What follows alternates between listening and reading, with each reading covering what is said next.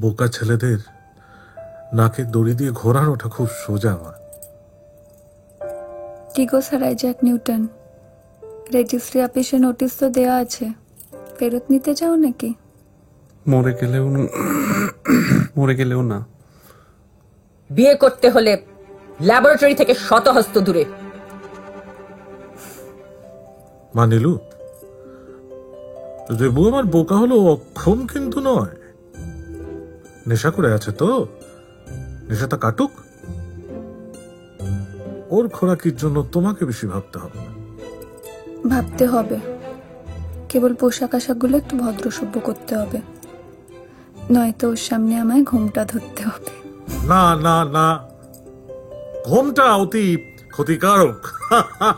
রেবো, চলে আয়, চলে আয় বলছি।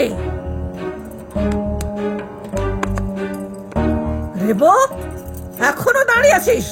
চলে আয়, চলে আয় বলছি। কি হলো, কথা কানে যাচ্ছে না? রেবু, কি হলো কি? রেবু, রেবু যাবি না? রেবু, রেবু, স্পাইনটা, রেবু, আরে স্পাইনটা, আরে কি স্পাইনলেস है। আয়। রেবু, ও কি সত্যি সত্যি চলে গেল? না না না, চল তো একবার, আয় তো দেখি।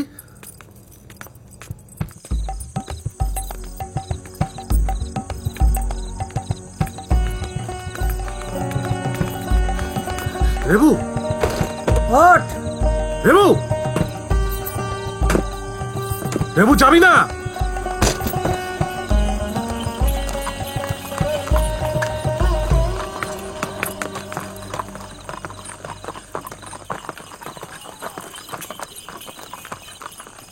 আরে টোটাল গোবর গণেশ। হিসেব মতো ক্লাইম্যাক্সের পরেই গল্প শেষ হওয়ার কথা, কিন্তু একটু অতিকথন হলে ক্ষতি কি? বিশ্বাস করুন চৌধুরী মশাই, যিনি আমাকে বেছে এনেছিলেন তিনি কোনো ভুল করেননি। না কেন, এরকম কথা কেন বলছো?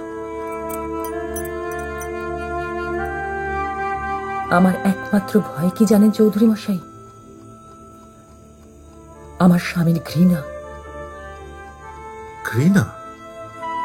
হ্যাঁ, ঘৃণা। এই যে ল্যাবরেটরি, এর এই সব যন্ত্রতন্ত্র ঘিরে কলেজের ছেলেরা যখন ওর কাছে পড়তে আসতো, আমিও বসে পড়তাম তাদের মাঝে।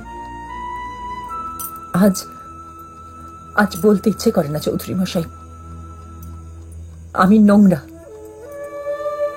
দু চারজনের সাথে আমার এমন জানাশোনা হয়েছে যে কথা মনে পড়লে আজও মনের মধ্যে মুচড়িয়ে ওঠে। বলো কি? দু চারজন?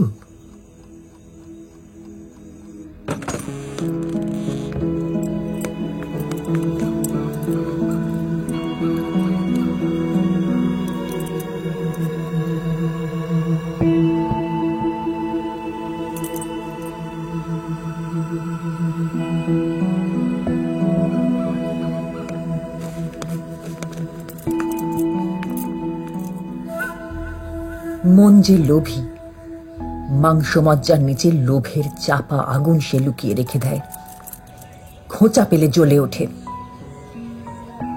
সত্যি কথা বলতে আমার বাধে না। আজন্ম তপস্বিনী নই আমরা। ভরণ করতে করতে প্রাণ বেরিয়ে গেল মেয়েদের। দ্রৌপদী কুন্তীদের সেজে বসতে হয় সীতা সাবিত্রী।